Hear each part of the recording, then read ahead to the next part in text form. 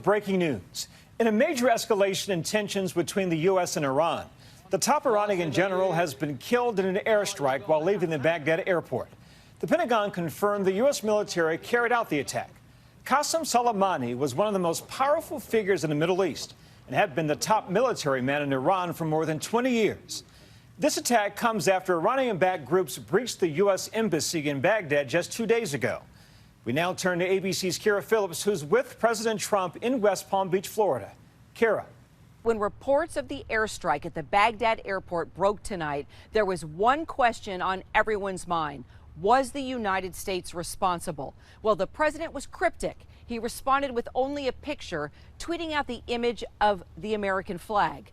My White House sources were able to confirm that not only did the strike happen, but it was ordered by President Trump. The Pentagon announcing that the strike did indeed kill the powerful commander of Iran's Revolutionary Guard Corps, Qassem Soleimani, as well as the head of an Iranian-backed Iraqi militia.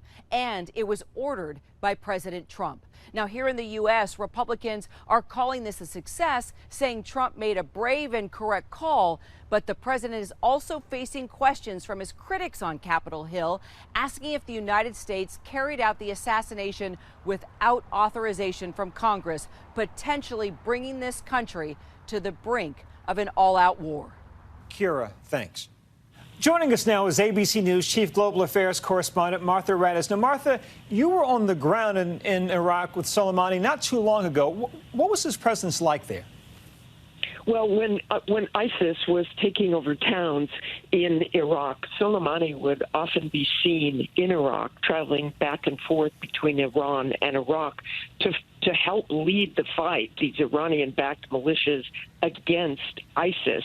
He was a very strong but very mysterious presence in Iraq. He was not high profile by any means, but people certainly knew he was there and certainly knew what he was doing in trying to defeat ISIS.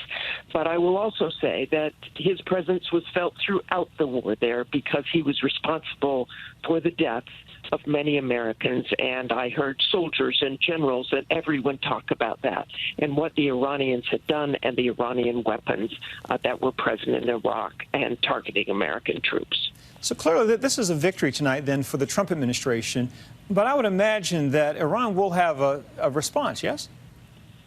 I think it's almost certain Iran will have some sort of response, even given what we've heard from them this evening in tweets, and that the United States in some way will pay for this. I think the important thing here to look at in any kind of Iranian response is whether they take credit for it. Remember with the attacks earlier this year on the Saudi oil fields and the drone attacks, they talked about the drone, but they did not talk about the Saudi oil fields. They did not take responsibility for those attacks. In fact, the foreign minister of Iran told me in person when I was in Tehran that some of those must have been photoshopped, that they weren't responsible for those things. So I think if Iran has some sort of response to the killing of Soleimani and they take credit for it, they are looking for a larger conflict. If they don't, I think they want to tamp this down. Martha Raddatz, thank you so much. Joining us now is ABC News military contributor Colonel Steve Ganyard. He's a former Marine and high-ranking State Department official. Steve, good evening. Thank you so much for joining us. First, what's the latest? What's the information you have at this hour?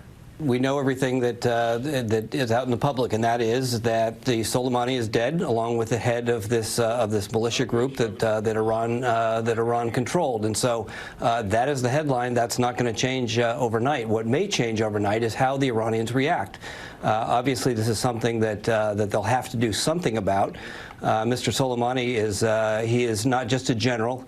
He is something almost a demigod within the eyes of the Iranian people. He has been a hero of the Iranian people for a long time. He is their face overseas in their international adventures. And so this is not just some general. This is somebody who is not only one of the most powerful men in Iran, but one of the most powerful men in all of the Middle East. So it seems that you would suggest that Iran will almost certainly have to respond. They're going to have to do something. I think that what they do and how much they do is up to them. The administration did two things that were very interesting today. One is that they said, we will hold Iran responsible for anything that happens. That means no surrogates, no Hezbollah, no tankers in the Gulf just mysteriously blowing up, no global hawks being shot down. Anything that happens, Iran will be held responsible by the U.S. So they no longer have the ability to hide behind their proxies, to hide behind their surrogates. So what they do will be up to them, but they know that if they get held responsible, that the U.S. very quickly could defeat their conventional military and leave them helpless. That's the real risk here, is that it turns into something that becomes a very dangerous conventional fight within the Persian Gulf. Based on what you just said, how likely is it at this point that more U.S. troops will be sent to the region? I think the posture that we have there is quite strong. It's certainly enough to deal with anything that the Iranian military could throw at the U.S. It just depends on what kind of response comes from it. If the Iranians decide to do something quiet, to hit back just to show that they did, then it'll be probably something that the troops there will be able to handle. The real danger here is, does it get out of hand? Do the Iranians respond, try to deflect the anger that is inherent in the Iranian people towards the Iranian regime? As you know, that there have been riots over the past few months. Thousands of Iranians have been killed by Iranian security forces in these riots. And so the Iranian regime wants to deflect that anger onto the U.S. So that is sort of going to be part of the calculus on how hard they hit back at the U.S. Colonel Steve Gagnier, thank you so much. The attack tonight, killing the top general in Iran, is just the latest in a troubled relationship between the U.S. and Iran, one that's been ongoing for 40 years since the regime took American hostages. But last summer, tensions began to increase once again. The U.S. calling the strike a success. For the Iranians, almost surely a call for retaliation. Iranian television announcing his death, saying Soleimani had been martyred after years of struggle for Islam. The Department of Defense confirming the attack, saying it was done, quote, at the direction of the president, adding this strike was aimed at deterring future Iranian attack plans. The attack came after continuing tension between the U.S. and Iran. In 2018, President Trump pulled out of the Iran nuclear deal brokered by President Obama. This was a horrible, one-sided deal. Just days ago on New Year's Eve, Do I want to? No. I want to have peace. I like peace. And Iran should want peace more than anybody. So I don't see that happening. in April, the U.S. State Department made the unprecedented step of labeling the Iranian National Guard a terrorist organization. This historic step will deprive the world's leading state sponsor of terror the financial means to spread misery and death around the world. By early May, the U.S. aircraft carrier had been deployed to the region.